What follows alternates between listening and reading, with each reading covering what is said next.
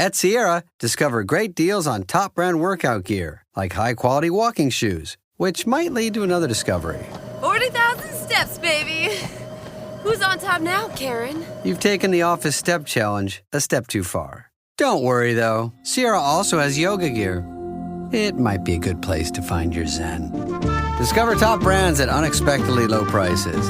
Sierra, let's get moving. Brace the rudders! Raise the sails! Raise the sails! Captain, an unidentified ship is approaching. Over. Roger. Wait, is that an enterprise sales solution?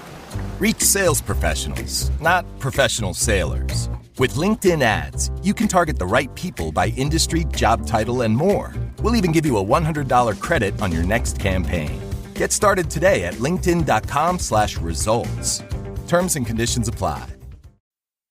This is Optimal Health Daily, what your seasonal cravings say about your health, by Danielle Omar of foodconfidence.com. And I'm Dr. Neil Malik, your host. Hey there, welcome back to Optimal Health Daily, or welcome for the first time if you're new here. This is the podcast where I act as your very own personal narrator and read to you from some of the most popular health and fitness blogs online. All right, and with that, let's get right to it as we optimize your life. What your seasonal cravings say about your health, by Danielle Omar of foodconfidence.com. Ever find yourself craving citrus in winter, watermelon in summer, or something crunchy and salty when your stress is high? Cravings often get labeled as bad, something to suppress, ignore, or overcome with willpower. But the truth is, your cravings are data. They're your body's way of communicating something deeper, especially as the seasons shift. And when you start paying attention to your seasonal cravings, you'll uncover a map to your metabolism, hydration, hormone balance, and even mitochondrial needs. In this post, we're decoding the biological signals behind your seasonal cravings, what they mean, how they change with the light and temperature around you, and how to distinguish true seasonal wisdom from metabolic confusion. Let's start here. Cravings aren't a problem, they're a portal. We're taught to see cravings as a sign of weakness, but when you learn how to see them through a different lens, a metabolic and seasonal lens, you'll see that cravings are simply feedback. Seasonal cravings often reflect your body's attempt to adapt to changing light cycles, temperatures, and nutrient needs.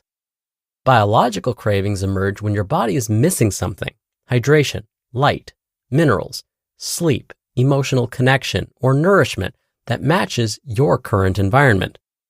And dysregulated cravings arise from circadian confusion, stress, hormonal imbalance, or a mismatch between your inner rhythm and the season you're living in. The trick is learning to tell the difference. Why cravings shift with the seasons. We often think of hunger and cravings as fixed, as if we should want the same foods year-round, but our biology is more responsive than that.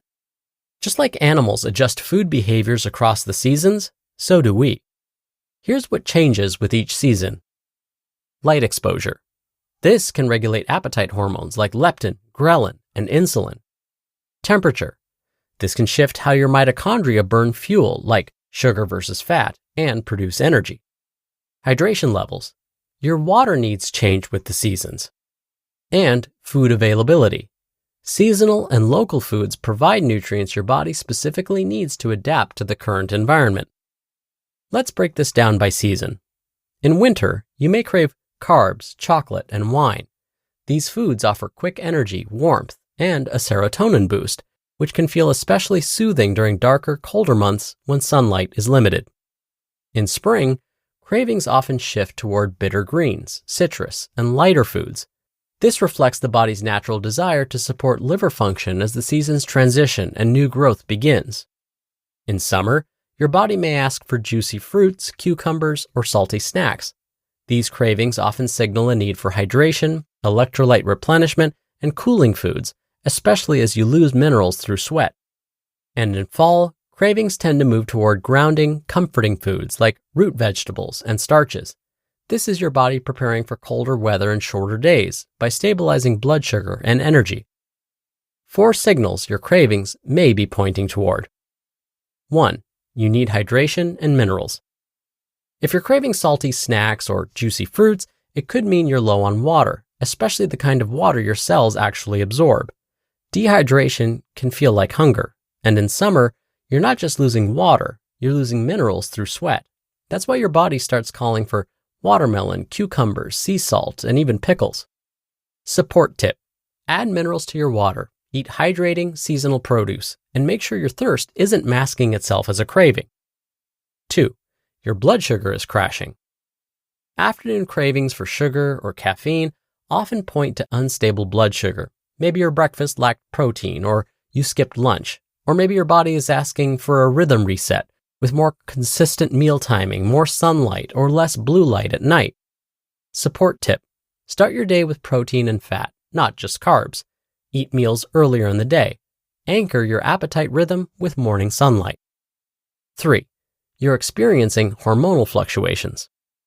Cravings often spike in the days before your menstrual cycle, or in midlife as estrogen and progesterone shift. You may notice intense cravings for wine, chocolate, bread, or sugar.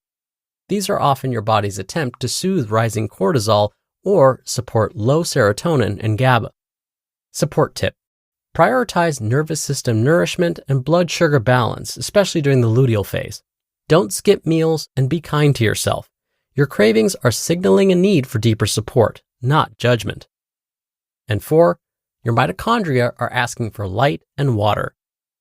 When we don't get enough morning sunlight or mitochondrial hydration from fresh, living foods, our bodies get creative. They may start craving sweets and starches because carbohydrates can retain internal water. This is mitochondrial survival mode. Support tip: get outside at sunrise and, as UVA levels rise, eat seasonal produce with high water content. Consider it light and water-based nourishment, not just calories. How to discern the message. Before you assume you shouldn't be craving something, ask yourself, is this food in season where I live? Did I get any natural light today? Have I hydrated with minerals and water? Did I eat enough protein and fat earlier in the day? And am I emotionally regulated or seeking comfort? The more you live in rhythm with your light environment, seasonal shifts, and meal timing, the more clearly you'll understand what your body is actually asking for. Seasonal cravings become less mysterious when you view them through the lens of rhythm. Final thoughts: seasonal cravings as your compass. Your body isn't working against you. It's likely trying to get your attention. When you learn to read the language of cravings, especially through the lens of seasonality, you unlock a more intuitive and metabolically aligned way of living.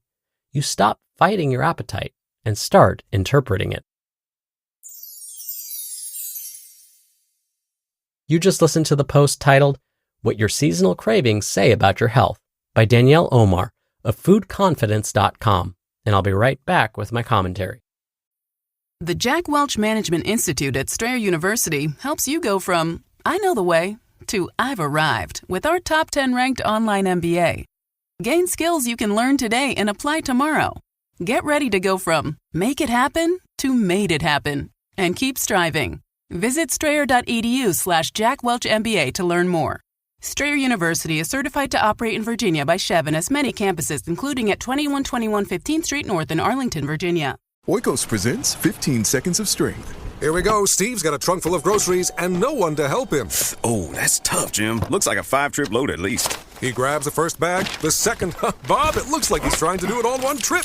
He shimmies the door open, steps over the dog, and he stumbles. Oh, right into the kitchen without missing a beat. Jim, now that's a man who eats his protein-packed Oikos. With 15 grams of complete protein in each cup, Oikos 000 can help build strength for every day. Oikos, stronger makes everything better. Dr. Neal here for my commentary. Let's go back to today's author Danielle's point about the root of cravings, specifically the fact that food cravings may not be related to hunger at all. Instead, we may crave foods for emotional reasons like boredom, anxiety, stress, or fatigue. We're not really hungry, but we feel as though food will help relieve these feelings we're experiencing. And think about the foods that we often crave when we are bored, anxious, or stressed. It's usually not a large bowl of broccoli, is it?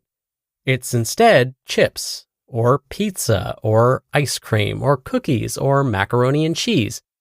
And if we stop and think about it, What do these foods that we crave have in common?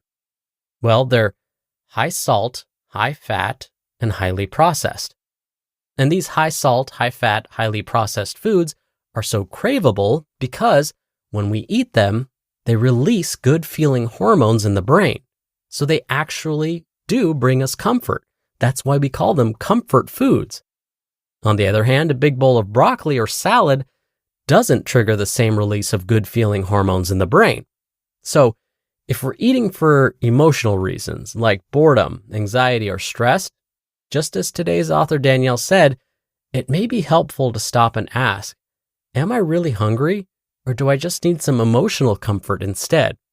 And asking this question may just stop us from reaching for that high salt, high fat, highly processed food that we probably didn't need in the first place. All right, that'll do it for another edition of Optimal Health Daily. Thank you so much for listening. Thank you so much for sharing the show with someone. I hope you're having a great weekend. And of course, I'll see you back here tomorrow as usual, where your optimal life awaits.